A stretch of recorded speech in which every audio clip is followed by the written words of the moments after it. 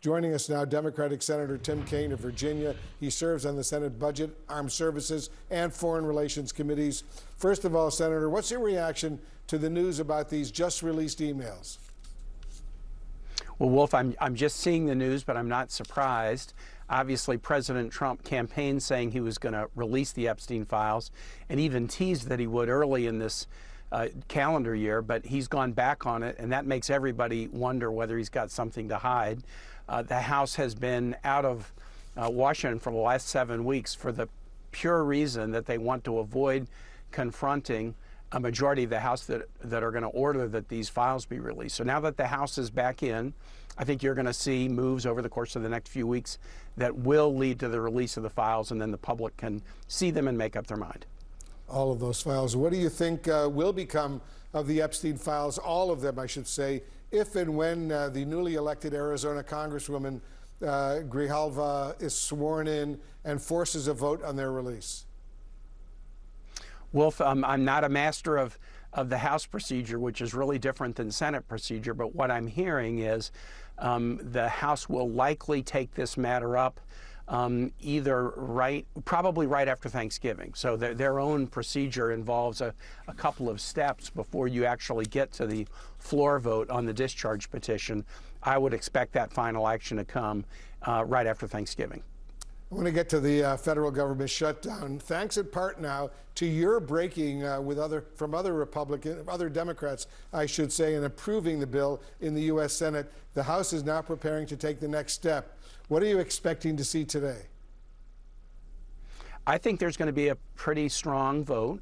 I don't know whether it will be a bipartisan vote or not. I suspect there will be some Democrats who will vote, and that vote will put the bill on the president's desk to reopen government after the longest shutdown in American history. And yes, I cast that vote, which turned out to be a deciding vote. 8 Democratic votes were needed, and I was vote 8 to reopen government. I was able to do that because I was able to negotiate with the White House some key protections to protect federal employees from abuse. We were able to get full-year funding for important programs like the SNAP program that President Trump has been trying to cut.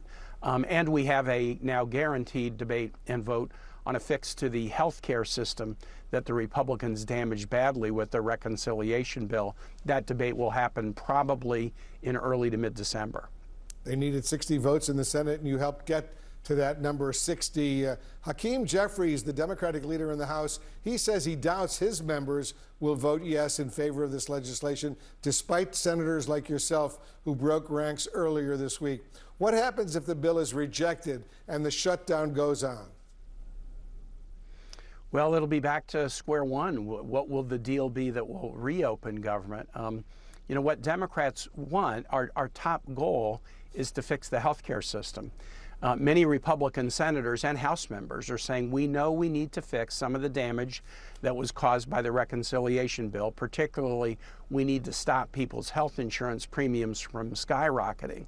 But the Republican position in the Senate was ironclad for 40 days. We will only talk about that health care fix once government is reopened. And we tested that red line a dozen times during the 40 days, and they wouldn't back away from it. So at some point, you can test somebody's red line, but at some point it becomes beating your head against a red line. And meanwhile, air traffic control was getting chaotic and even dangerous. People were suffering the loss of SNAP benefits. Every day the shutdown goes on, the pain increases. We need to open government again and then put that health care debate front and center without the background damage of the shutdown obscuring Americans' view of who's fighting for their health care and who isn't. As you know, the Senate Democratic Minority Leader Schumer voted against the bill, but many Democrats are still furious with him. They say he allowed centrists to strike a deal with the Republicans that fails to prevent spiking health care costs. Multiple House Democrats called for him to resign. Do you have confidence in Schumer's leadership? Yes, I do. I voted for him. He's a good leader. He delivered historic wins for the United States when he was majority leader. Look, it's tough being in minority. It's very tough. And the notion that Chuck Schumer should be able to control or corral Senate Democrats is sort of laughable, Wolf, if you know something about the Senate. I very much appreciate Chuck's leadership, but I don't need his permission to do what's right for Virginia, because Virginians gave me a permission slip when they elected me to a third term in the Senate last year. And what I decided was there was no path forward on health care with the government closed, and people were getting hurt in SNAP and other key areas with the government closed. We needed to reopen government, protect federal employees, protect SNAP beneficiaries, and then fight this battle about health care without the background noise of shutdown, obscuring the real stakes and the American public's ability to see who's on their side and who isn't with respect to health care. You're a key member of the Armed Services Committee, so I want to ask you about what's going on with Venezuela right now. Venezuela says it's launching a massive military mobilization in response to a very significant U.S. military buildup of warships and troops in the Caribbean. As I said, you're on the Armed Services Committee. You're also on the Foreign Relations Committee. Just how much latitude does the U.S. have right now to justify its naval buildup and the lethal strikes on alleged drug boats in the Caribbean? Wolf, I think this policy is a catastrophic blunder. I was a missionary in Honduras. I'm the Foreign Relations lead Democrat on the Committee of the Americas. I think treating this as a military intervention is a big mistake. You saw yesterday that our closest ally, the United Kingdom, has now stopped sharing intelligence with the U.S. on activities in the Caribbean and Pacific near the Americas because they believe the U.S. strikes are violating international law.